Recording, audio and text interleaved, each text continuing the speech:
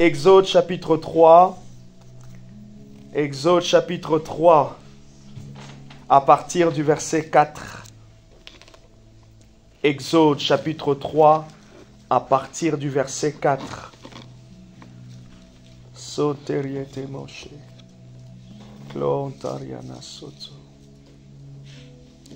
L'Éternel vit qu'il faisait un détour pour voir, et Dieu l'appela de l'intérieur du buisson et dit, Moïse, Moïse, il répondit, me voici. Dieu dit, n'approche pas d'ici, ôte tes sandales de tes pieds, car l'endroit sur lequel tu te tiens est une terre sainte. N'approche pas d'ici, ôte tes sandales de tes pieds, car l'endroit sur lequel tu te tiens est une terre sainte. Et il ajouta, donc c'est Dieu qui ajouta, c'est moi le Dieu de ton père, le Dieu d'Abraham, le Dieu d'Isaac et le Dieu de Jacob. C'est moi le Dieu de ton père. C'est moi le Dieu de ton père. Le Dieu d'Abraham, le Dieu d'Isaac et le Dieu de Jacob. Notez d'entrée de jeu le thème de ce matin pour notre culte de guérison et délivrance. Le Dieu d'Abraham, le Dieu d'Isaac et le Dieu de Jacob. Le Dieu d'Abraham, le Dieu d'Isaac et le Dieu de Jacob. Même si c'est un clin d'œil à mon petit. À chaque fois que je donne le nom de mon petit, comment il s'appelle ton petit? Il s'appelle Isaac. Tout le monde dit, le chrétien, le pasteur. C'est comme si à chaque fois que vous donnez un prénom, ça fait un peu connotation chrétienne, quoi. Dieu d'Abraham, Dieu d'Isaac et Dieu de Jacob. Je continue, verset 6, toujours la partie vers la fin, partie C. Moïse se cacha le visage, car il craignait de diriger ses regards vers Dieu. Il craignait de diriger ses regards vers le buisson ardent. En réalité, en fait, ce que Moïse voyait là, c'était le buisson ardent. Verset 7, l'Éternel dit, j'ai bien vu la misère. Certaines versions disent la souffrance de mon peuple qui est en Égypte. Et j'ai entendu son cri à cause de ses oppresseurs, car je connais ses douleurs. On peut continuer. Je suis descendu. Comment est-ce que je suis descendu? Je suis descendu par toi, Moïse.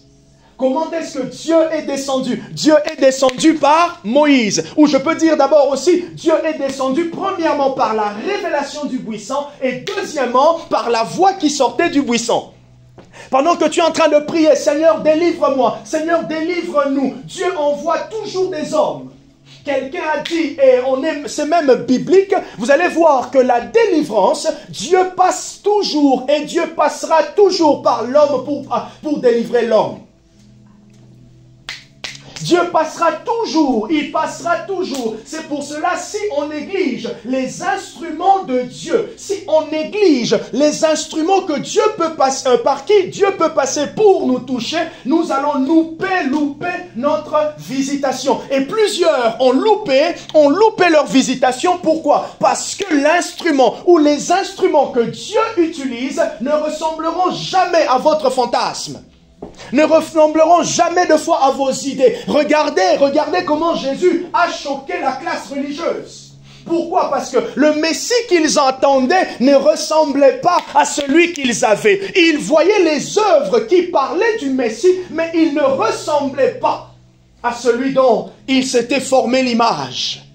Et laissez-moi vous dire aussi que nous tous, nous allons toujours nous former une certaine image de comment est-ce que Dieu nous parlera, par qui Dieu nous parlera. Alors, pour pouvoir faire maintenant, ne pas louper ce que Dieu fait, c'est la sensibilité spirituelle. C'est ta sensibilité maintenant qui te permet de reconnaître que ça c'est Dieu derrière un homme qui ne ressemble peut-être pas à ce que tu attends. La sensibilité spirituelle. Et c'est quoi la sensibilité spirituelle? Vous connaissez cette capacité à reconnaître les voix de Dieu.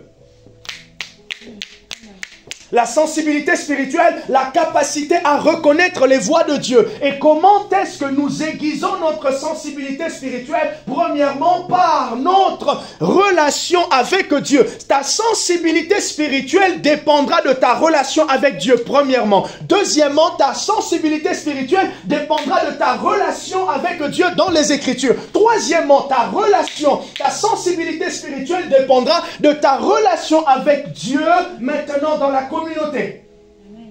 Je reprends. Ta sensibilité spirituelle dépend premièrement de ton lieu secret. Deuxièmement, de ta relation avec la parole. Et troisièmement, de ta relation avec le corps du Christ. Dieu passera toujours par le corps du Christ. Le corps du Christ, ce n'est pas l'église WSM. Le corps du Christ, c'est la structure invisible qui représente l'église de Jésus. Dieu bénit les chrétiens par son église. Dieu bénit les chrétiens par son église. Dieu visite l'église par l'église. Est-ce que ça va? Dieu visite l'église par l'église. Et il continuera toujours. Et c'est comme ça qu'il fera. Et ces chemins n'ont pas changé. Est-ce que ça va? Et Dieu se révèle à Moïse en lui disant, je suis le Dieu d'Abraham, le Dieu d'Isaac et le Dieu de Jacob. Alors va pour délivrer mon peuple. Oh, c'est très intéressant. Dans sa rencontre avec Dieu, Moïse rencontre le nom de Dieu. Dans sa rencontre avec Dieu, Moïse rencontre le nom de Dieu. Est-ce que ça va? Dans sa rencontre avec Dieu, il rencontre le nom de Dieu. Quand quelqu'un rencontre Dieu, et comment est-ce qu'on rencontre Dieu? Nous rencontrons Dieu lors de notre conversion, lors de la porte d'entrée, lorsqu'on se convertit. Et lorsque la conversion est faite spirituellement, cela veut dire l'aveuglement spirituel est ôté, nous voyons la lumière, et le fait de voir la lumière produit en nous le sentiment de repentance. C'est pour cela que les théologiens s'accordent pour dire qu'il y a peut-être la repentance et la conversion se fait pratiquement au même moment. Quand quelqu'un commence à se repentir, sachez que la personne, vraiment, une repentance sincère, qui vient du Saint-Esprit, la personne est passée par la porte de la conversion. Elle a vu la lumière, elle a rencontré Jésus. Acte chapitre 9, qu'est-ce qui s'est passé? Paul qui voit une lumière et il entend quelque chose. Quand quelqu'un voit la lumière, il entend forcément la voix de l'Esprit. C'est audible, mais audible dans son cœur. C'est la conviction intérieure. C'est pour cela que Jésus a dit, lorsqu'il viendra, il convaincra le monde de péché, de justice et de jugement. Jean 16, à partir du verset 7 jusqu'au verset 8. Il va convaincre le monde de péché, de justice et de jugement. Et ça se passe dans le cœur de la personne. Il rencontre le nom de Dieu. Et c'est pour cela, nous aussi, lorsque nous expérimentons cette première phase avec le Seigneur, ce qui se passe intérieurement, nous comprenons que Dieu est maintenant Dieu, il est Dieu notre Père. Nous commençons à nous identifier à Dieu.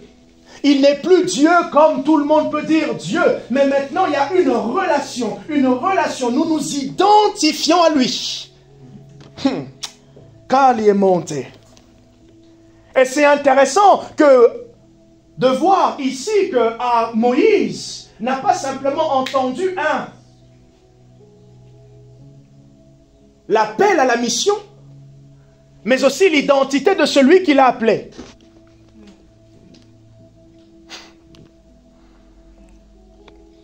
Je vais m'arrêter ici et dire quelque chose. Vous regardez sur Internet. Vous avez sûrement été au contact. Tout le monde va dire, ah oui, j'ai entendu Dieu.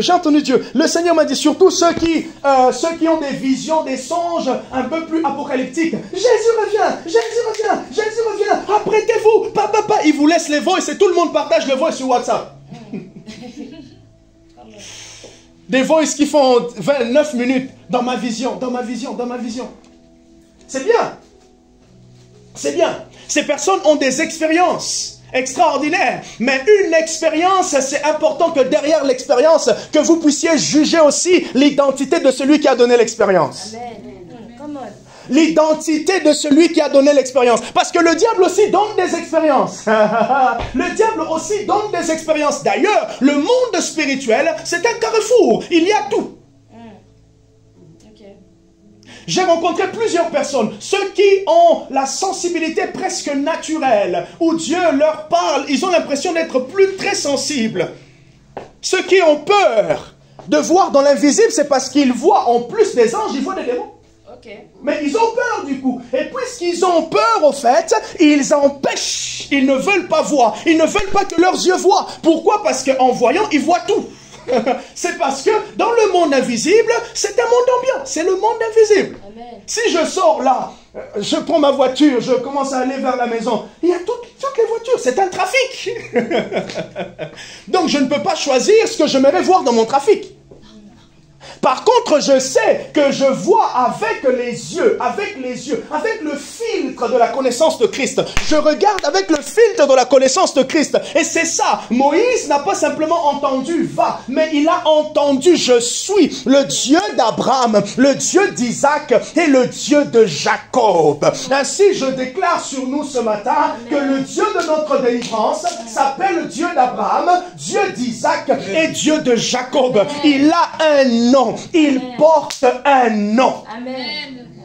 Le Dieu que nous connaissons n'est pas un Dieu juste comme ça. Il s'appelle Dieu, mais il est vague. Non, Dieu est précis. Le Dieu que nous avons rencontré, c'est un Dieu qui porte un nom. D'ailleurs, la Bible ne nous a pas révélé juste un nom, mais la Bible nous a révélé plus d'un. Amen. Plus d'un. Il s'appelle le bon berger. Même Jésus dans Jean, dans le livre, l'évangile de Jean. Est-ce que vous connaissez les je suis de Jean? Les je suis dans l'évangile de Jean. Vous connaissez? Il y en a 7. On peut faire l'exercice? Petite révision de l'évangile? Les je suis. Dites-moi, je suis la lumière. 1. Je suis le chemin, la vérité, la vie. Je suis le chemin, la vérité, la vie. 2. Je suis le bon berger. 3. 1. Je suis la porte. Voilà, 4. Jean 11, avec Lazare, je suis là. La résurrection, 5. Lorsqu'il fait la multiplication du pain, je suis le pain de vie, 6. Et il reste le 7e. J'ai oublié moi aussi. Mais il y en a 7. Voilà, je suis là. Ah oui, voilà, le 7e, c'est ça. Je suis le 7. Jean chapitre 10. Il y en a 7. Les 7 je suis. Or, quand Jésus dit je suis, ça signifie en fait, regardez, oh, brateglia ça.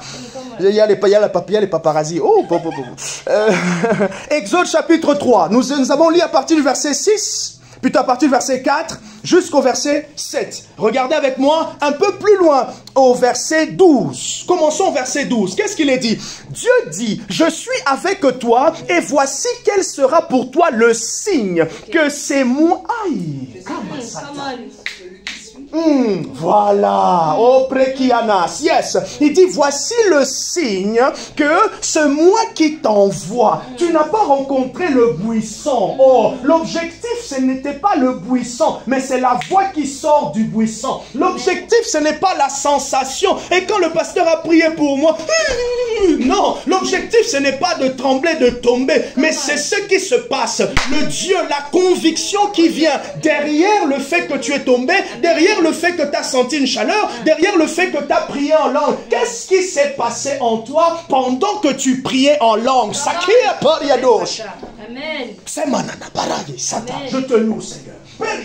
Ce que je cherche, c'est d'être convaincu, c'est de fortifier mon âme dans ce que je sais, fortifier mon esprit dans ce que je sais. Voilà le but de la prière. Amen. Nous allons dans la prière pour connaître Dieu, oui. Mais maintenant, qu'est-ce qui se passe dans la vie de ceux qui connaissent Dieu? Lorsqu'ils sortent de leur lieu secret, oh, ils deviennent comme de Hulk dans Avengers, ils deviennent comme de Superman. Ils ont la foi, ils ont la conviction. Ils se disent non, non, non Seigneur, j'étais un tout petit peu, J'étais un tout petit peu découragé, mais là, je sens que je suis motivé. Je sens qu'il y a quelque chose qui s'est passé. Pourquoi? Parce que Dieu m'a fortifié. Il est écrit, celui qui vient à lui ne retourne pas comme il est rentré. Je suis fortifié après un culte. Laosa, Satiya, Tata, Tretefeliasa. Quand vous comprenez ça, vous ne poursuivez pas simplement le fait d'avoir ressenti des sensations. Ah, j'ai pleuré, j'ai prié, j'ai pleuré, j'ai senti ceci. Ah, c'était beau, oui. Et après, allez voir mon message sur YouTube. Et après, ah, Sayama. Ah, j'ai reçu, le pasteur a donné une parole de connaissance. Oh là là là. Et après, qu'est-ce que cela a produit? Je suis en train d'écouter un livre en ce moment. Et le monsieur l'a dit. En fait, en réalité, nous sommes responsables de tout ce que Dieu nous a déjà donné. Nous sommes responsables. Et regardez, pensez à Matthieu chapitre 25. Qu'est-ce qui se passe dans Matthieu 25? Il y a des hommes qui ont des talents. Et il y a un qui en a 5, il y en a un autre qui en a 3, et l'autre en a qu'un seul. Les 2 premiers ont multiplié leurs talents. Ils ont fait usage de la responsabilité qui est sortie de la parole de celui qui leur a donné le talent. Et l'autre n'en a pas fait usage. Il a eu peur. Tu as reçu une parole prophétique qui t'a fortifié. Maintenant, tu es responsable. Pourquoi? Parce que Deutéronome 29, Deutéronome 29, je vais vérifier, 29, 28 ou 28, 29. Deutéronome, c'est quel livre? Petit checking, Deutéronome. C'est le livre de... Yes, c'est le livre de bénédiction. Ah, il s'est rempli de bénédiction. Notez-le quelque part. Je vous encourage à lire Deutéronome 30. Ouf. Oh là là, c'est trop trop beau. C'est vraiment... J'étais en train d'écouter sur le Deutéronome 30 dans la voiture. Je dis, mais waouh. Mais oui Seigneur, je ne me rappelais pas de ce passage. Oh, c'est beau. Deutéronome 29, verset 28. Il est dit, les choses cachées sont à l'Éternel notre Dieu. Les choses révélées sont à nous. Ce qui est caché, c'est à Dieu. Une parole de connaissance qui n'est pas encore venue. Une parole prophétique. Je vous encourage et je déclare même, d'ici la fin de l'année, tu vas entendre Dieu. Tu vas recevoir des paroles de prophétie. C'est normal, tu vas entendre Dieu. Par contre, ce que tu n'as pas encore entendu, ça appartient à Dieu. Mais ce que tu as déjà reçu, c'est à toi. Qu'est-ce que tu en fais? C'est ça la responsabilité. Shakata, Sepriata, Toriyama. On m'a dit que j'ai tel don. Dieu a dit, je ferai de toi. Oui, il a dit, je ferai de toi. Et cette parole est véridique. Maintenant, ta responsabilité, c'est de travailler maintenant cette semence afin qu'elle puisse porter de fruits. Voilà. Maintenant, c'est d'être actif. Active. C'est pour cela, au fait, l'auteur que j'écoute a dit... Souvent, lorsqu'on poursuit le Seigneur, je veux plus de toi, nous nous attendons à ce qui...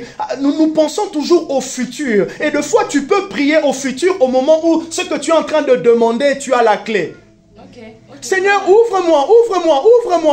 Dieu me dit, mais en fait, tu as la clé pour ouvrir. Ouvre-moi. Et Dieu dit, mais oh, comment... Janelle, la clé est là. L'équilibre n'est pas toujours facile. Et en écoutant ça même, moi-même, j'étais en train de travailler aussi. Je regardais, je dis, quelle est ma position aussi par rapport à cette vérité? Quelle est ma position par rapport à cette vérité? Est-ce que je suis toujours dans le futur? C'est pour cela, en fait, vous allez voir que pour le réveil, pour la transformation, même dans ta famille, pour la délivrance, pour le changement. Ah oui, j'aimerais voir ma fille, j'aimerais voir le salut. Tu es responsable d'engager la délivrance et le salut dans ta famille. Amen. Pourquoi? Parce que tu connais le Dieu d'Abraham, le Dieu d'Isaac et le Dieu de Jacob. Amen. En fait, c'est quoi ta responsabilité? Ta responsabilité, c'est d'utiliser. Oh, Karya Katamanda là-bas. Ta responsabilité, c'est d'avoir soif, premièrement, de connaître la vérité que tu as et d'être violent, de se faire violence pour vivre ce que tu sais. Oh, c'est ça notre responsabilité. Les Kayama, nous voulons voir des guérisons ici. Oui, Seigneur, les Toriamana, nous prenons, Seigneur, ce temps de prière. Parce que nous savons que tu nous as donné le Saint-Esprit. Alors, Seigneur, et nous invitons maintenant, qui est malade, Kuriamana Santa, nous allons prier. Et vous voyez maintenant, ça c'est la foi active. Et la foi active demande de sortir de sa zone de confort, confortablement assis sur son sofa spirituel. Et je n'ai pas peur de me jeter dans le vide. Confortablement assis. Nous tous, nous avons d'une certaine manière, moi y compris, non pas sauf moi. Non, moi y compris, nous avons en fait tous notre zone de confort spirituel qui nous empêche, qui nous ralentit de vivre les trésors qui nous sont donnés. Je suis responsable. Et lorsque cette conscience de la responsabilité ne grandit pas, on va rester dans les pleurs. Et de fond, on va se poser la question, comment les autres vivent ça? Comment les autres expérimentent? Comment les autres? Mais en fait, les autres ils ont eu soif et ils ont été actifs. Amen. Ils ne se sont pas limités, Seigneur, j'ai soif de toi. Vous savez, c'est très facile. Oh Dieu, je veux plus de toi. Barbara a dit quelque chose un peu intéressant. Elle m'a dit, mais au fait, il n'y a pas plus de l'esprit, au fait. Dieu ne peut pas donner plus de l'esprit. En réalité, quand on dit « Seigneur, je veux plus de toi », c'est que nous sommes en train de dire « Nous voulons voir plus de la manifestation de ce que nous avons. » Nous voulons voir plus de la manifestation. L'esprit est là. Nous voulons voir plus. Et moi, je prie, je dis à Dieu, Seigneur, j'aimerais l'abondance de l'esprit. C'est quoi l'abondance de l'esprit? C'est cette présence de plus en plus grande de l'esprit. Vous voyez? Cette présence, je sais qu'il est là. Je sais que le Père est là. Et de fois maintenant, quand vous vous engagez à la soif de Dieu, l'ennemi va te ralentir ou tu auras des pensées comme quoi? Ah, tu en demandes un peu trop. Tu en fais un peu trop. Non, sois un peu modéré. Il n'y a pas de modération. Si vous entendez la pub, buvez l'alcool avec modération, ça c'est l'alcool. Dans les choses de Dieu, il n'y a qu'une modération. On a soif, on a soif, on a soif. Pourquoi? Parce que la volonté de Dieu est de nous donner. Et d'ailleurs, pendant que nous sommes tu es en train de développer cette soif petit à petit, tu lis, tu écoutes des messages et de plus en plus tu es convaincu que ta quête fait partie de la volonté de Dieu. Et quand tu es convaincu que c'est dans la volonté de Dieu, il ne reste plus, ce n'est qu'une question de temps. Ce n'est qu'une question de temps, Saint-Alama. Et cette question de temps, ça demande la persévérance. Cette question de temps, ça demande le renouvellement de l'intelligence. Parce qu'il y a des jours, tu auras l'impression que le ciel aujourd'hui a mis sur leur porte close. Il y a des jours où tu auras l'impression que tu es moins motivé. Il y a des jours où tu auras l'impression, oh là là, j'en fais un peu trop. Et il y a des jours aussi, tu auras l'impression que Dieu, le diable, a mobilisé tous ses agents vers toi. Laisse-moi te dire, s'il y a ces jours-là, tu sens qu'aujourd'hui, l'ennemi a mobilisé tous ses agents. Ah, c'est que la veille, il avait pris un coup. Ou soit, tu es un peu haut, tu es plus près. Tu te rapproches de plus en plus. Ce n'est que celui qui est de plus en plus près de Dieu qui peut reconnaître et être sensible à l'atmosphère et du diable. Ce n'est que celui qui est plus près de Dieu qui peut voir que l'ennemi est par ici. Et regardez le verset 13, toujours dans Exode, il est dit quoi? Moïse dit à Dieu, j'irai donc vers les Israélites et je leur dirai, le Dieu de vos pères m'a envoyé vers vous. Mais s'ils me demandent quel est son nom, que leur répondrai-je? Attends Moïse, tu reposes la question, quel est son nom? Au moment où je t'ai dit mon nom. Quelques minutes avant, il a oublié. Verset 14, Dieu dit à Moïse, je suis celui qui suis. Je suis celui qui suis. En hébreu, c'est ego, emi.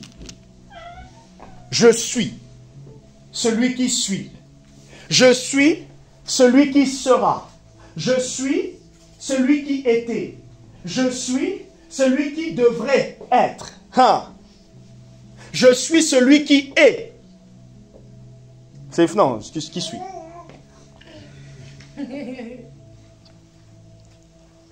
Dans le futur, je suis. Dans le passé, je suis. Dans le présent, je suis.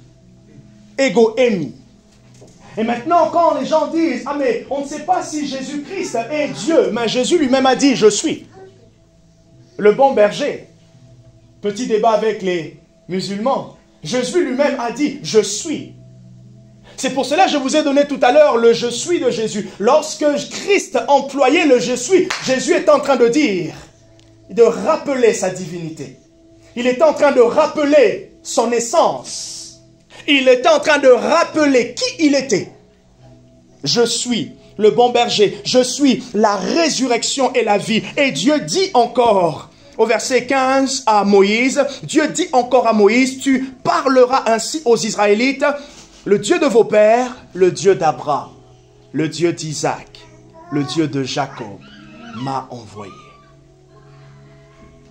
C'est intéressant de remarquer que Dieu ne s'identifie pas comme étant le Dieu d'Adam, mais il s'identifie comme le Dieu d'Abraham. Il ne s'identifie pas comme le Dieu d'Abraham, mais il s'identifie comme le Dieu d'Abraham. Oh, lorsque Dieu se révèle à Abraham, Genèse chapitre 12, il se révèle en étant celui qui s'appelle Elohim. Or, lorsque Abraham est passé à Abraham, c'était dans Genèse chapitre 17. Et Dieu s'est révélé, je vais vous choquer ici. Okay. Dieu s'est révélé comme El Shaddai. Or, la traduction française El Shaddai n'est pas très bien, ne correspond pas à l'originalité. En réalité, Dieu se révèle comme le Dieu des mamelles, féminin, le Dieu des seins. En réalité, ce que Dieu était en train de dire à Abraham, à ce niveau-là, c'est là que Dieu l'a dit, on ne t'appellera plus Abraham, on t'appellera Abraham. Il a ajouté un H. Lorsque Dieu dit ici, je suis, c'est le tétragramme YHWH. Ça va? Amen. Lorsque Dieu dit, je suis, c'est là que Moïse a connu le YHWH. Okay. Maintenant, lorsque Abraham passe en Abraham, qu'est-ce qui est ajouté? Et on ajoute le H. Et quand vous regardez l'écriture, le H se met au milieu. Okay. Qu'est-ce qui se passe généralement lorsque le nom dans la Bible d'une personne change? Le nom d'une personne dans la Bible change premièrement lorsque cette personne rencontre Dieu. Premièrement. Deuxièmement, lorsque la personne rencontre Dieu, le nom que Dieu libère maintenant, la révélation de ce nom, Dieu peut engager aussi le changement dans la vie de cette personne. Ça veut dire quoi? Lorsqu'on rencontre Dieu, nous avons une identité qui est changée. Lorsqu'une personne expérimente sa délivrance, elle passe d'une identité à une autre. Merci à la bonne. Est-ce que ça va? Amen. Elle passe d'une identité à une autre. Genèse chapitre 12, Dieu se révèle comme celui qui est Elohim. Il dit quoi à Abraham? Quitte ta patrie et va vers un pays que je te montrerai. Abraham, lorsque Dieu se révèle dans Genèse 12, Abraham n'était pas chrétien. Abraham n'était pas chrétien. Oubliez, non, Abraham était polythéiste. Il était polythéiste, il était païen. Il était païen. D'ailleurs, je vous encourage à lire Genèse chapitre 11. Genèse chapitre 11, le dernier verset, on parle du papa de Abraham. Il s'appelle Térak. Térak servait les dieux étrangers. Or, lorsque Dieu se révèle à Abraham, il se révèle à une personne qui ne lui connaissait pas. Donc, Dieu va chercher un païen. Oh. Okay. Dieu va chercher un païen. Genèse chapitre 12. Quelques années encore, un peu plus tard, nous sommes au chapitre 15. Dieu se révèle encore à Abraham. Et Dieu se révèle en disant, je ferai ceci, tu auras. D'ailleurs, un autre complément. Abram signifie père élevé. Abram. A-B-R-A-M. Père élevé. Abraham signifie père d'une multitude des nations. Amen. Est-ce que vous voyez là le Dieu d'Abraham, d'Isaac et de Jacob? Il vient vers quelqu'un qui ne le connaissait pas, qui ne lui connaissait pas pour se manifester. Le Dieu d'Abraham, d'Isaac et de Jacob. Il se révèle vers un homme qui n'a pas la grâce. Mais maintenant, qu'est-ce qui se passe par la suite? Lorsque vous lisez, Dieu dit maintenant, au Genèse 17, Dieu dit à Abraham que je suis El Shaddai. C'est en Genèse 17 que Abraham reçut la promesse du fils qui allait venir. Mais dans l'original, au fait, le nom de Dieu, c'était quoi? Le Dieu des saints, le Dieu des mamelles. Donc Dieu était en train de dire à Abraham que je suis le Dieu qui prendra soin de toi dans ta condition physique qui, humainement, tu ne peux pas porter, enfanter, ok? Mais puisque moi je me révèle à toi, c'est moi qui te rendra capable d'enfanter. Vous voyez en fait derrière le nom derrière ce nom, le Dieu des mamelles, celui qui prend soin. Or Dieu était en train de montrer en fait là à ce niveau-là à Abraham le côté, si je peux dire féminin, le côté de prendre soin. Je continue. Et maintenant, c'est là que la prophétie maintenant pour Isaac arrive. Pourquoi? Parce que humainement il ne pouvait pas. Mais lorsque Dieu change son nom, il peut.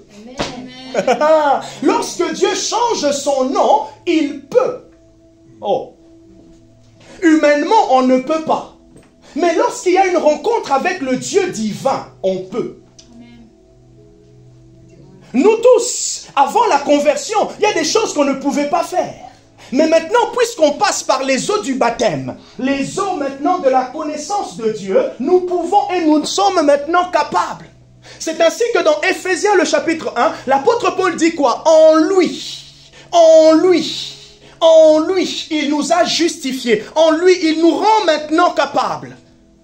En Christ, maintenant, nous sommes capables. Et c'est ainsi que Genèse 17, El Shaddai, ou soit le Dieu de l'intimité. Genèse 12, première rencontre, premier portail.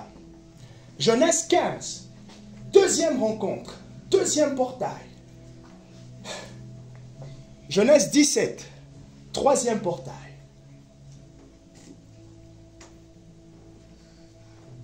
D'intimité.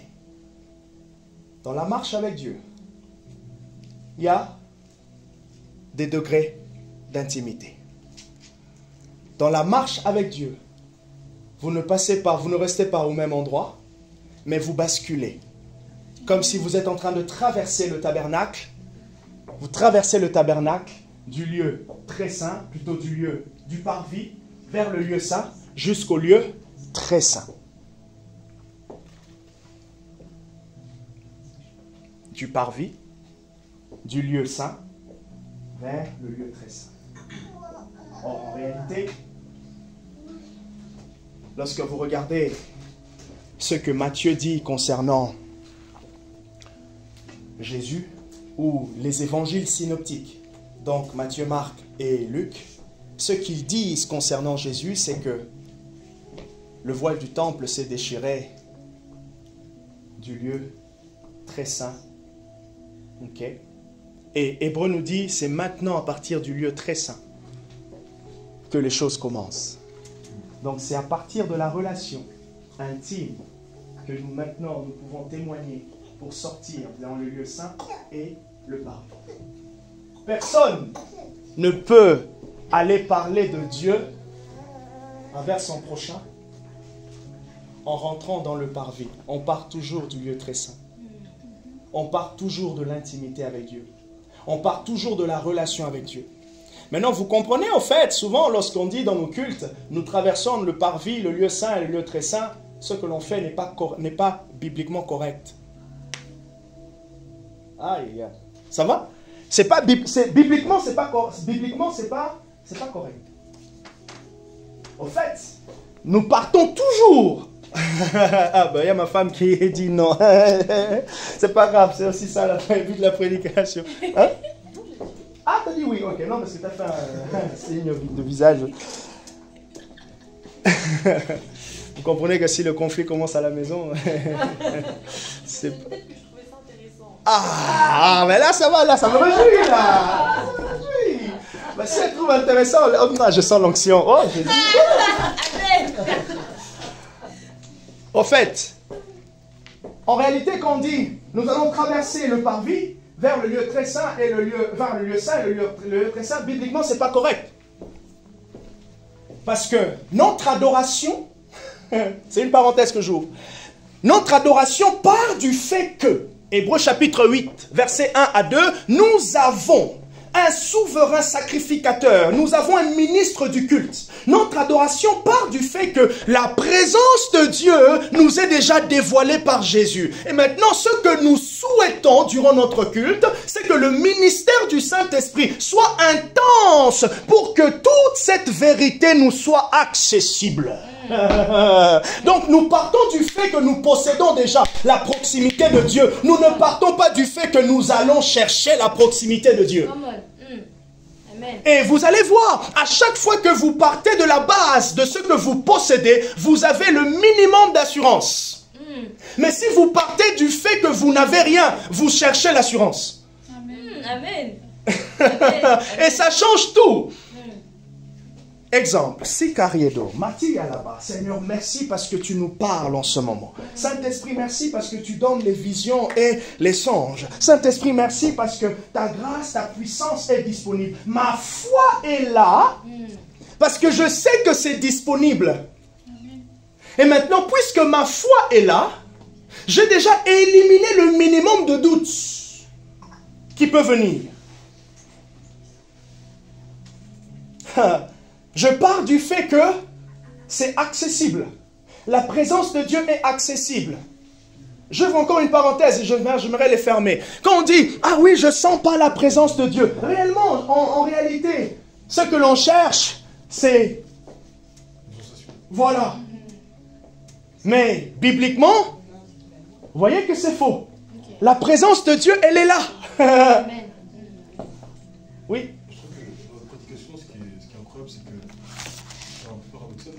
Devient une action. C'est-à-dire que tout est donné, mais pour recevoir, on pose une action. Alors que normalement, dans le monde réel, quand on te donne quelque chose, tu as juste à tendre ta main pour qu'on te le donne. Sauf que là, vous êtes en train de nous dire que tout ce que Dieu nous a donné, toutes les dimensions qu'on est censé expérimenter, on doit les recevoir en posant une action. Alors, en fait, moi je dirais, tu vois, c'est comme par exemple, tu as plein d'argent dans ton sac, pour payer, tu dois quand même mettre ta main et sortir l'argent. voilà. C'est trop facile. Mais là, c'est. Ouais, En fait, vous inquiétez pas pour l'interaction, hein, vous pouvez interagir. En réalité, ce que nous avons, ce que Dieu nous a donné, nous l'avons. Regardez ce que Jésus dit. Vous connaissez ce texte, il dit, lorsque vous avez prié et la fois que vous l'avez reçu, et vous le verrez s'accomplir. Ah non, Jésus, attends. Il dit, lorsque vous avez prié et la foi que vous l'avez reçu, et vous le verrez s'accomplir. Je nous pose la question, quand est-ce que j'ai la foi que je l'ai reçue? En disant merci, déjà merci. Voilà. Parce que le Seigneur nous a déjà tout donné. Le fait qu'il nous a déjà tout donné, c'est remercier ce qu'il nous a déjà donné pour pouvoir mettre en action. Et des fois... Non, continue, c'est bien. Deux fois? J'ai perdu... Elle a perdu. Mais en tout cas, elle a dit, remercier Dieu par rapport à ce que nous sommes en train de demander. Voilà, parce qu'il nous a déjà tout donné. Il nous a déjà tout donné. Le fait, il nous nous a donné, c'est l'instruction, c'est pour le mettre en action, c'est merci Seigneur. Voilà. Parce que tu m'as déjà donné, je vais le voir s'accomplir en visualisant les actions que je mettrai en place. Voilà. Je le verrai s'accomplir en visualisant les actions que je mettrai en place. Qui d'autre? Qui d'autre veut? Oui. Je vais donner un exemple comme un examen. Quand tu prépares par exemple ton examen, tu as la certitude que tu l'auras cet examen parce Oui. que tu sais déjà ce que tu as en toi. Donc vu que toi tu sais déjà que Jésus est en toi et qu'il est capable de faire ce que tu lui demandes, tu as déjà cette certitude qu'il a accompli et bah, automatiquement ça... Voilà. Ça s'accomplit. Ok. Un autre élément, un autre bon complément. Qui d'autre? Parce que c'est merci de ce qui est déjà en cours. Merci de ce qui est déjà en cours. En cours, comme là, je rebondis sur ce qu'elle dit. Là, on sait qu'on va passer l'examen. On a la certitude, l'assurance que le Seigneur est avec nous. Dans Hébreu, etc. L'assurance, c'est dire merci Seigneur de la réussite qui est en cours. De la réussite qui est en cours, en sachant qu'on l'aura, mais il faut toujours remercier de ce qu'il va nous donner, ce qui est en cours. Le remercier de ce qu'il va nous donner, de ce qui est en cours. Ouais, super. Il dit, lorsque vous avez prié et la foi que vous l'avez reçue. Moi, je vais m'arrêter simplement. Donc, ma question, c'était, quand est-ce que vous avez l'assurance que vous l'avez reçue? Lorsque vous avez prié. Mais en attendant les résultats. En attendant les résultats. Donc, ce que vous avez dit, c'est un complément. En réalité, ce que Jésus veut nous amener ici à comprendre, c'est la conscience de ce que nous... en fait, le résultat dépendra de la conscience qui va se développer durant notre temps de prière. Tout se joue, au fait, au niveau de la prière. Si pendant que vous êtes en train de prier, en disant merci, en demandant, la conscience, la foi ne monte pas, vous allez ramer. C'est pour cela que vous allez remarquer deux fois, et d'ailleurs, je vais encore dire quelque chose ici. C'est là que on peut demander une première fois, on redemande, on insiste, on insiste. Parce que le fait d'insister deux fois, ce n'est pas simplement pour Dieu, c'est pour nous. Plus nous sommes en train d'insister, notre conscience de ce que nous pouvons posséder devient grande. Grande. Mais des fois aussi, avant que la conscience se mette en route, il y a le subconscient. Il faut toujours aussi faire manifester ce subconscient pour dire que le subconscient est là, oui. Et la conscience va activer après. Qu'est-ce que tu entends par subconscient? Qu'est-ce que tu mets dans ton subconscient? C'est l'être intérieur. Ok, l'être intérieur, d'accord. Parce qu'on peut dire que oui, on attend des choses, mais si on n'intègre pas cette subconscient pour dire que oui, avec cette assurance que ce sera là, c'est en cours. Voilà. D'accord. Je rebondis à ce que... Donc, vous voyez au fait que ce travail de fortifier l'être intérieur joue beaucoup dans le fait de recevoir par la foi. Le fait de recevoir par la foi. Et est-ce que c'est un manque de foi si on refait plusieurs fois la même prière? Non, c'est pas un manque de foi, parce que Luc chapitre 18, verset 1, il est dit quoi? Il leur donna une parabole pour montrer qu'il faut toujours prier et ne jamais se relâcher. Jésus insiste, et lorsque vous regardez l'histoire, la parabole, il dit, la femme demandait au roi ce qui lui était dû. Tout se joue maintenant dans la conscience. Est-ce que ce que je demande est dans la volonté de Dieu, premièrement? Est-ce que moi, je suis dans la relation? Je suis légitime? Est-ce qu'en tant que fils de Dieu, le Père peut me donner cela? C'est là que je vais un peu plus loin dans mon message. Bon, je suis déjà un peu loin. Regardez. Il dit Dieu d'Abraham, Dieu d'Isaac et Dieu de Jacob, le Dieu de vos pères. La délivrance d'Israël s'inscrivait déjà dans une lignée de témoignages. Ok. C'est là que c'est très intéressant. Je continue. Dieu d'Abraham, Dieu d'Isaac et de Jacob, premièrement, Dieu révèle son nom. Il s'appelle Dieu d'Abraham, d'Isaac et de Jacob. Mais maintenant, quand vous allez plus loin, en scrutant la vie d'Abraham, la délivrance du peuple d'Israël avait déjà été prophétisée. Ok. Genèse chapitre 15 ou 17. Dieu avait déjà prophétisé que ton peuple, lorsqu'il a dit « Tu seras un père de multiples nations, ton peuple sera en esclavage et je leur. » Donc Dieu avait déjà promis. Donc lorsqu'il est en train de rappeler à Moïse, il dit « Le Dieu de vos pères ». Ça veut dire « Ce que je suis en train de faire maintenant, Moïse, je suis simplement en train d'avancer dans l'agenda que j'avais déjà prophétisé. » Ce point est très intéressant et là je vais insister maintenant dans les familles. Vous êtes en train de chercher la délivrance de votre famille, de votre enfant. Vous priez pour quelqu'un.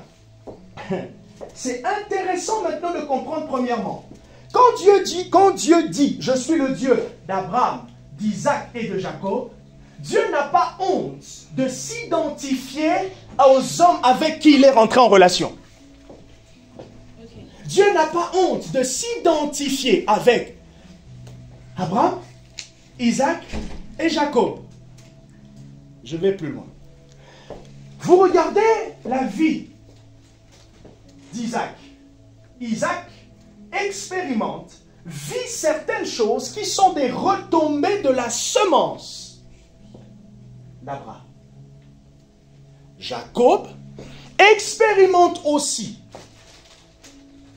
certaines choses qui sont le résultat de la vie, de l'obéissance de son père Isaac. La délivrance d'Israël vient s'inscrire dans la lignée de la promesse que Dieu avait faite à Abraham, Isaac et à Jacob. Il y avait un témoignage. Ceci m'emmène à dire, Dieu a un témoignage dans les familles. Premièrement. Deuxièmement, même si vous êtes la première personne qui s'est convertie dans votre famille, vous devenez maintenant la porte d'entrée afin que Dieu d'Abraham, d'Isaac et de Jacob se manifeste. Amen. Donc Dieu n'était pas défaitiste parce qu'Abraham ne venait pas d'une famille chrétienne. Son père était... Il servait les dieux étrangers, donc il était dans le mysticisme, dans la magie. Son père était dans la magie. Son père était dans la magie. Mais lorsque vous lisez maintenant l'apôtre Paul, Romains chapitre 4 et Galates chapitre 4, qu'est-ce que l'apôtre Paul nous dit? L'apôtre Paul nous dit qu'Abraham est devenu le père de la foi. Abraham est devenu le père de la foi. Comment est-ce qu'il est devenu le père de la foi? Parce qu'il a bénéficié simplement d'une grâce.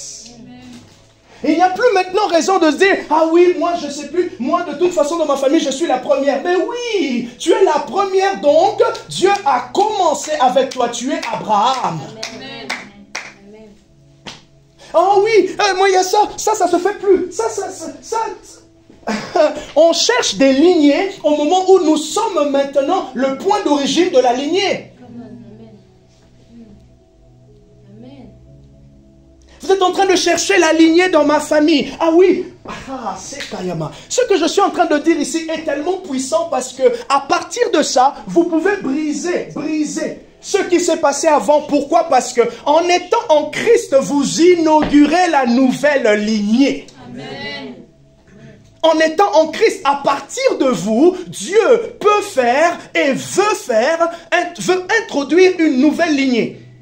Ah oui, moi de toute façon dans ma famille, franchement, ce cycle, tout le monde est malade. Oh, mais ok, ça c'est ce qui existait avant. Mais maintenant, le Dieu d'Abraham, d'Isaac et de Jacob peut introduire une nouvelle chose. Amen. Le Dieu d'Abraham, d'Isaac et de Jacob peut introduire maintenant une nouvelle chose afin d'arrêter le cycle d'avant. Le cycle qui existe. Ah oui, les filles, ceci. Il y a quelqu'un qui est en train, je parlais avec quelqu'un hier. Ah là là là là. C'est là qu'une partie de la conviction du message est venue. En fait, j'avais à peu près 3 axes, 3 thèmes dans la semaine. Ah, j'ai attendu jusqu'aux dernières minutes pour dire au Saint-Esprit, convainc-moi. Dans quelle direction aller? Et je parlais avec la personne. La personne me raconte certaines choses. Elle me dit, par exemple, tu vois, je fais tel rêve. Dans ma famille, j'ai vu ça. Dans ma famille, j'ai vu ça. Dans ma famille, j'ai vu ça. Dans ma famille, j'ai vu ça. Oh, j'ai dit, oh oui, d'accord. Il y a un cycle de répétition. Une autre personne me dit, ah, tu sais, d'ailleurs, il y a un fort, comment, une présence d'alcoolisme dans ma famille.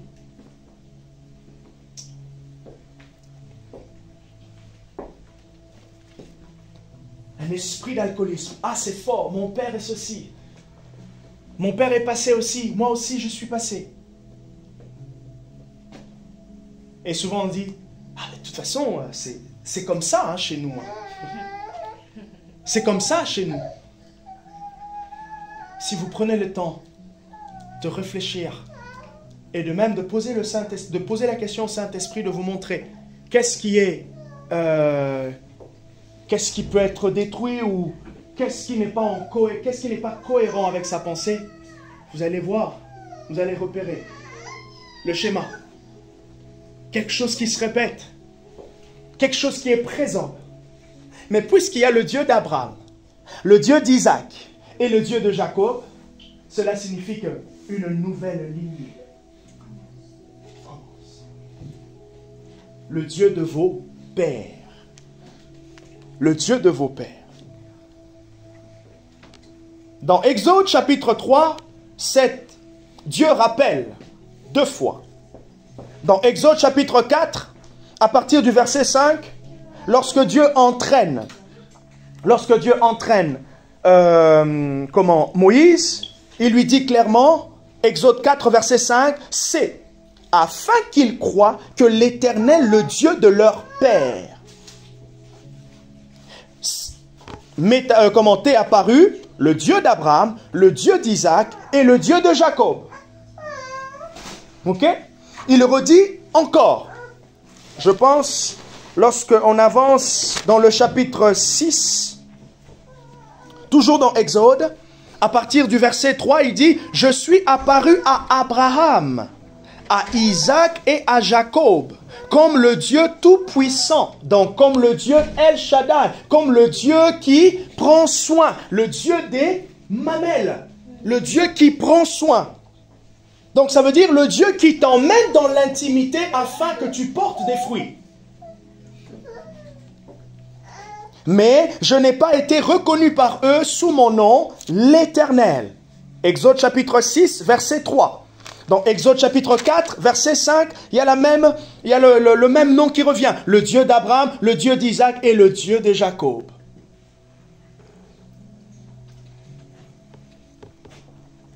Notez ceci. Quand il dit Dieu d'Abraham, Dieu de Jacob, Dieu d'Isaac et Dieu de Jacob, cela signifie que c'est premièrement l'identification de Dieu, le nom de Dieu. Deuxièmement, c'est le Dieu des pères, le Dieu de la lignée. Et la dimension paternelle ici est très importante. D'ailleurs, je vais souligner quelque chose ici. La bénédiction, je ne sais pas si vous pouvez vous rappeler, c'est dans quel livre? Je ne sais pas si c'est dans Josué. Oui, je crois que c'est dans Josué. Josué chapitre 3 ou 4. Dieu dit à Josué de dire aux chefs des familles. Quand vous voyez dans la Bible l'expression père, ou même quand on peut dire telle personne, c'est le père de la technologie. Ça veut dire c'est la personne qui a été à l'origine d'eux. Donc tous nous pouvons devenir des pères dans notre maison, dans nos familles, lorsque nous rentrons en fait, nous introduisions une nouvelle lignée. Les pères, ce sont ceux qui engendrent. Donc, même si dans ta famille, dans nos familles, il n'y avait pas tel type de chrétien, il n'y avait pas tel type de ceci, tel type de cela, tu peux, toi, devenir un père ou une mère. Ça veut dire quelqu'un qui engendre, qui introduit quelque chose de nouveau. Ah, c'est très intéressant. Et même spirituellement, Dieu dit à Josué, tu diras aux chefs des familles. Qui sont les chefs de famille? Les pères. Et d'ailleurs, Dieu n'a pas honte de s'identifier comme un père pour nous. Parmi les bénédictions de l'évangile, n'est-ce pas, nous avons la paternité de Dieu? Parmi les bénédictions de l'évangile, nous avons la paternité de Dieu. Et même Jésus a dit, Luc chapitre 11, verset 2, lorsque vous priez, dites notre Père. Le problème qu'on a avec les musulmans, c'est qu'ils se disent, comment est-ce que Jésus peut dire que Dieu est son Père? Est-ce que Dieu a eu un enfant? Or, ce qu'ils sont en train de dire ici, c'est que quand Christ appelle, ça c'est très technique théologiquement, je vais essayer de le dire en des mots très simples. Quand Christ appelle Dieu son Père, Christ est en train de dire Dieu m'a engendré. Et comme nous aussi, Romains chapitre 8, versets 14 à 15, l'apôtre Paul dit quoi? L'Esprit de Dieu crie dans nos cœurs, Abba, Abba Père. Ça veut dire que Dieu, au travers la conversion, nous entrons dans la filiation, la relation avec lui, et nous sommes ses enfants. Donc Dieu nous a engendrés spirituellement. Christ comme étant le premier-né, ça veut dire le prototype. Et nous comme étant ceux qui viennent des héritiers.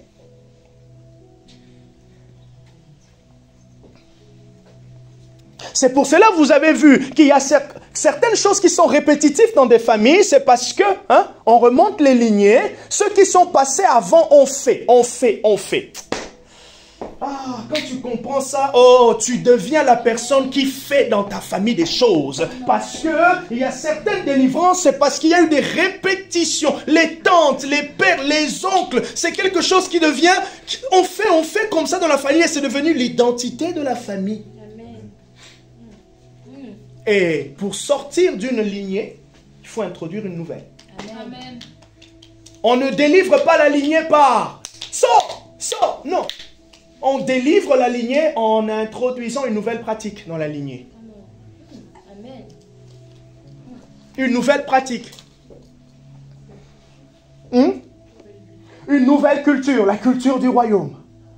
Ah, depuis que je suis converti avec ma mère, nous commençons à prier. Ah, qu'est-ce que c'est efficace.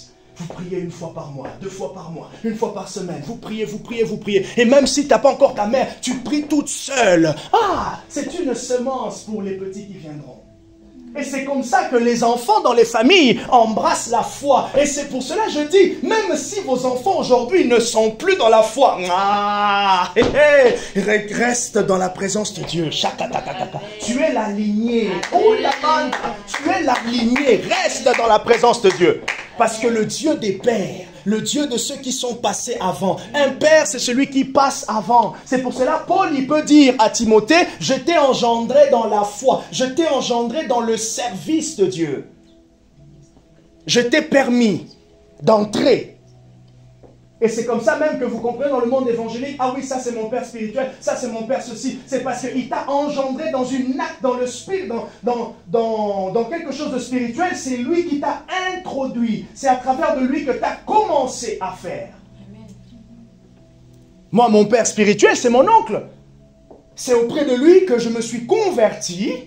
Enfin, plutôt je dirais que j'ai commencé à servir Dieu. L'appel de Dieu. Toutes les personnes qui commencent à servir Dieu ici, dans le WSN, je suis leur père, même s'ils ne reconnaissent pas. Comment? Oui? Amen. Bon. Oui? Amen. Alors regardez.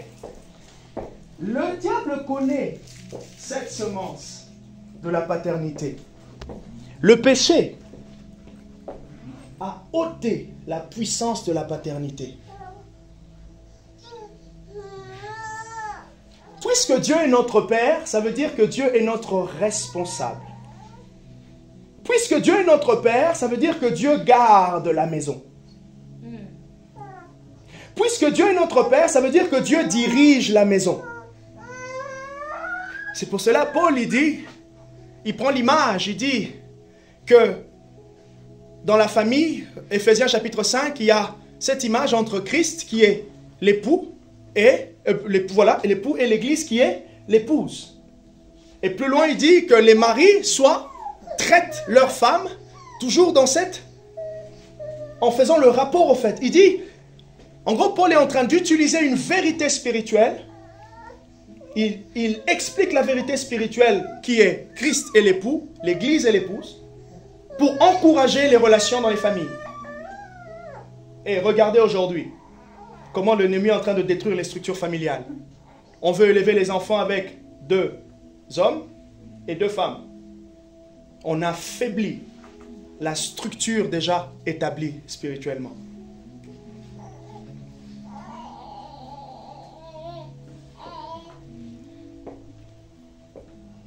Mais Dieu est bon. Dieu est bon parce qu'il est un père pour nous. On peut l'appeler papa. On peut l'appeler papa. Regardez le cœur du Père. Luc chapitre 15 avec le fils prodigue. Regardez le cœur du Père. N'avez-vous pas entendu parler des témoignages des gens qui ont du mal avec la paternité normale, mais lorsque le Saint-Esprit leur a révélé que Dieu était leur Père, comment ça a boosté leur relation avec Dieu? Amen. Amen. C'est puissant. C'est puissant. Tout ce que je fais dans ma propre vie spirituelle, tout ce que je suis en train de semer, indirectement, même si mon fils n'est pas encore il n'est pas encore converti, il bénéficie de cela. C'est pour cela les parents qui ont les enfants aujourd'hui, vous avez amené les enfants à l'église et vous continuez à les amener, waouh! Moi, souvent je dis, faites simplement, emmenez les enfants dans les maisons occultes. Vous n'avez même pas demandé au diable de se servir. Il se sert déjà. Oui. Comme là, je prends l'exemple de, Sandrine et Gaëtan, moi et Barbara. Tous les dimanches, on va dans... Tous les dimanches, on va adorer le diable. Tous les dimanches. On est fidèles en ça. Mais le petit, quand il va grandir avec la conscience de ce qu'il voyait. Mais maintenant, à combien plus forte raison? À combien plus forte raison le petit, la petite, comment ils sont là, les petits là, ils comprennent rien, mais ils sont dans une atmosphère. Ils sont dans une atmosphère intense. Donc déjà spirituellement, nous sommes en train de poser un environnement où nous disons à Dieu, ils sont à toi, fais quelque chose. Et maintenant, imaginez si on ajoute, chaque soir, je prie pour mon fils. D'ailleurs, je vous le conseille. Seigneur, je prie que tu le rencontres. Saint-Esprit, je prie que tu rencontres. Je prie pour son cœur, que son cœur ne soit pas dur vers toi. Les katousa, les kepalaka, sous tes mains. 5 minutes tous les jours ou à chaque fois que j'y pense. Amen. Même si c'est à 18 ans, même si c'est à 22 ans, il se rappellera que ma mère même posé les mains. Amen. Ma mère me connectait au Dieu d'Abraham, au Dieu d'Isaac, au Dieu de Jacob.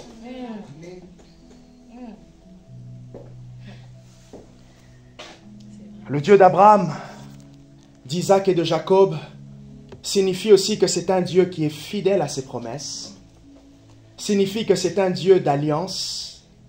Donc je dis premièrement, c'est le nom de Dieu. Deuxièmement, c'est le Dieu des pères. Troisièmement, c'est le Dieu d'alliance. Quatrièmement, c'est le Dieu des promesses, fidèle à ses promesses. Ah Seigneur, tu es fidèle. Tu es fidèle. Tu es fidèle.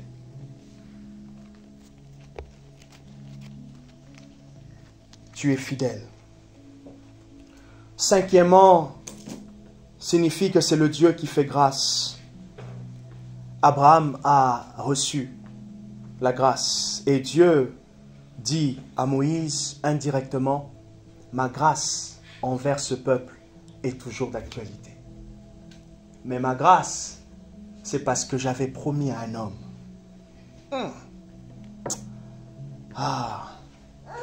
Je termine par dire ceci. Vous savez que chacun d'entre nous, nous pouvons développer cette appropriation de Dieu. Ça veut dire la manière dont nous bâtissons notre relation avec Dieu, les racines que notre relation vont prendre, peuvent nous emmener à voir, à s'identifier et à dire le Dieu de Jean-Marc. Le Dieu de Jean-Marc. Que le Dieu de Jean-Marc vous touche. Si vous entendez ça, ne dites pas que le pasteur est orgueilleux. Non, je suis conscient des racines de ma relation avec Dieu.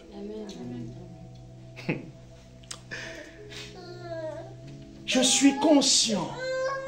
Je sais ce qui se passe. Et la manifestation visible de cette déclaration ici, par exemple dans le cas de Moïse, signifie simplement que Abraham était approuvé devant Dieu. Et Proverbe nous dit, tout ce dont Dieu approuve, quand Dieu approuve les voies d'un homme, il dispose même ses ennemis à faire la paix avec lui. Quand Dieu approuve les voies d'un homme. Et ce que Dieu veut avec chacun, c'est de s'appeler le Dieu de Barbara, le Dieu de Lancelot, le Dieu de Janelle. Il est mon Dieu. Ça veut dire je le connais. Je ne veux pas te dire tout ce que je fais avec lui, mais je sais ce que je bâtis avec mon Dieu. Et souvent, on veut être trop humble, de fois dans notre culture d'église, pour ne pas s'identifier comme ça. Ce matin, vous allez vivre des guérisons. Ce matin, vous allez vivre ceci. Parce que je sais ce que Dieu m'a dit. Pour ceux qui sont sensibles, ils disent « Oui, amen !» Et ils vont expérimenter. Et des fois aussi, d'autres vont dire « Comment il peut parler comme ça? Il n'y a pas trop d'humilité. » Vous voyez? Au moment où chacun, la personne parle avec la base de sa relation. Elle sait comment Dieu travaille son cœur. Elle sait ce que Dieu lui a dit. Elle est confiante et consciente de ça. Et même pendant qu'elle dit ça, le Saint-Esprit rend témoignage dans son cœur que ce n'est pas un problème. C'est pour cela que Paul pouvait dire, il pouvait parler de Jésus en disant par exemple, son évangile, il dit, vous connaissez mon évangile. Mon évangile. Ça veut dire quoi? Ce que j'ai compris de ma relation avec Jésus que je vous ai transmis. Mon évangile. Paul, mon évangile. Ma relation avec Christ. Et d'ailleurs, Pierre dit, vous connaissez Paul, qui dans ses écrits, que les gens tordent le sens et tout ça. Paul, vous connaissez Paul, qui dans ses écrits, vous voyez, dans sa compréhension de Christ, nous a enseigné telle chose. Le Dieu d'Abraham, le Dieu d'Isaac et le Dieu de Jacob. Le Dieu des pères, le Dieu d'alliance, le Dieu des promesses, le Dieu des pères, le Dieu d'alliance, le Dieu des promesses, le Dieu de la grâce, le Dieu qui s'appelle, qui porte un nom.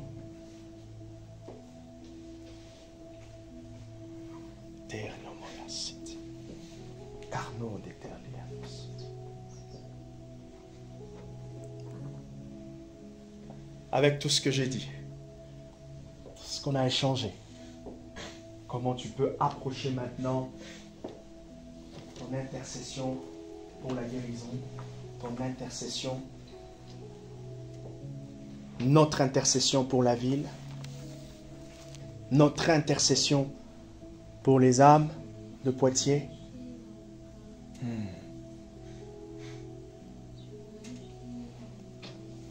Nous approchons, nous montons, nous persévérons dans l'intercession en connaissant le Dieu d'Abraham, d'Isaac et de Jacob. Celui qui se révèle, le Dieu qui porte un nom. Merci Jésus. Merci Seigneur.